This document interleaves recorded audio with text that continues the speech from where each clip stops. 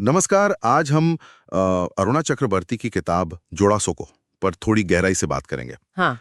ये सिर्फ एक किताब नहीं है, मतलब ये तो जैसे 19वीं सदी के बंगाल में टैगोर परिवार की महिलाओं की दुनिया में झांकने का एक बहुत दिलचस्प जरिया है। बिल्कुल। हमारे जो स्रोत हैं वो बताते हैं कि कहानी का समय है करीब 1859 से 1902 के बीच, हम्म। और खास तौर पे फोकस है घर के अंदरूनी हिस्से पर, हम्म। वो जिसे अवरोध या जनाना कहते थे, सही। और वहां रहने वाली महिलाओं पर। सही। तो आज कोशिश यही है कि समझें कैसे मतलब सच और कल्पना को मिलाकर ये किताब उन अनसुनी कहानियों को जिंदा कर देती है। हाँ, और ये वो समय था, ये भी ध्यान रखना होगा, जब बंगाल एक बड़े सामाजिक और सांस्कृतिक मंथन से गुजर रहा था। हाँ, वो बंगाल नवजागरण वाला दौर। बिल्कुल बिल्कुल।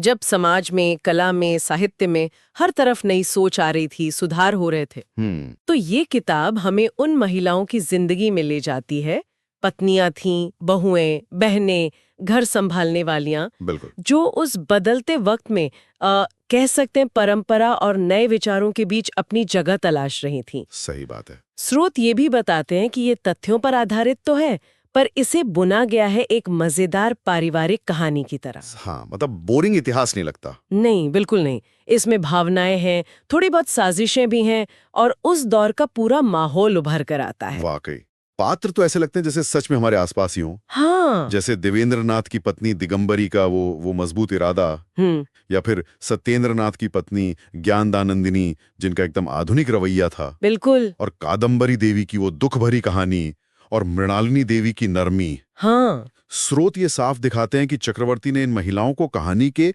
केंद्र में रखा है। हाँ, हीरोइन बनाया एक तरह से। बिल्कुल। उनकी अपनी उम्मीदें, उनके डर, उनकी आजादी की चाह, वो सिर्फ पुरुषों की जिंदगी की परछाइयां नहीं है यहाँ। सही कहा। और ये सिर्फ किरदारों की बात नहीं है।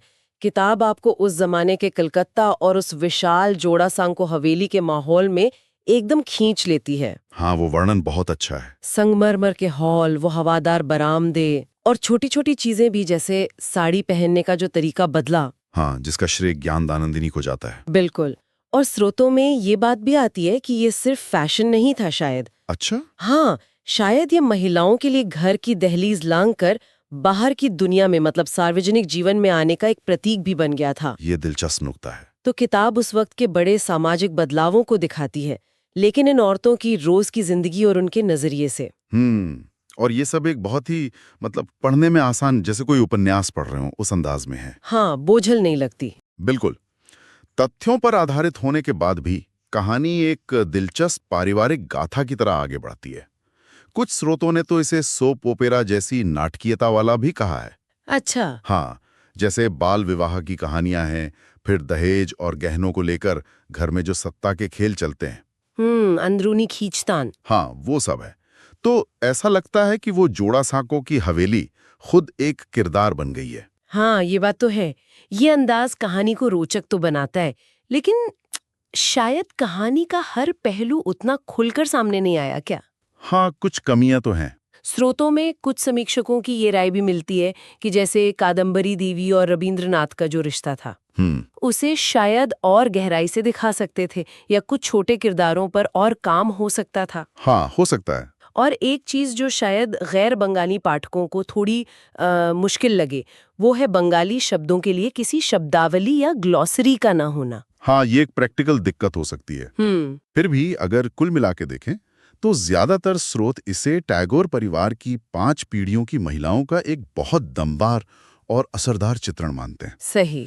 ये सोचने पर मजबूर करती है वो पितृसत्ता और बदलते वक्त का संघर्ष, महिलाओं की अपनी पहचान बनाने की कोशिश, और सांस्कृतिक बदलावों का असर, इन सब पर। बिल्कुल। खासकर उन लोगों के लिए ये बहुत दिलचस्प होगी जिन्हें महिलाओं पर केंद्रित ऐतिहासिक कहानियां पसंद हैं, या बंगाल का सामाजिक इतिहास जानना है, या फिर बस चटपटी पारिवारिक गाथाएं अच्छी लगती हैं। हाँ।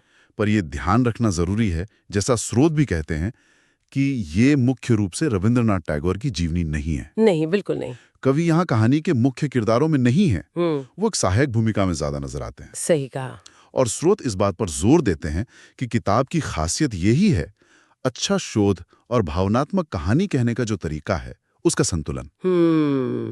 ये उनके लिए है जो सिर्फ रविंद्रनाथ के बारे में नहीं, बल्कि उस पूरे दौर की महिलाओं की जो जटिल दुनिया थी, उसे समझना चाहते हैं। तो कुल मिला के कह सकते हैं कि जोड़ा साको सिर्फ एक हवेली की कहानी नहीं है। नहीं, ये उस आलीशान मगर कई बार घुटन भरे माहौल में टैगोर परिवार की महिलाओं के हौसले की कहानी है, उनके छोटे बड़े विरोधों की और उनकी खामोश जीतों की एक जीती जागती भावनात्मक कहानी। बिल्कुल। ये इतिहास और उपन्यास का एक ऐसा मिश्रण है जो वाकई हमें उस दौर ले जाता है। हाँ, और ये हमें एक सोचने वाली बात पे भी छोड़ जाती है ना? क्या?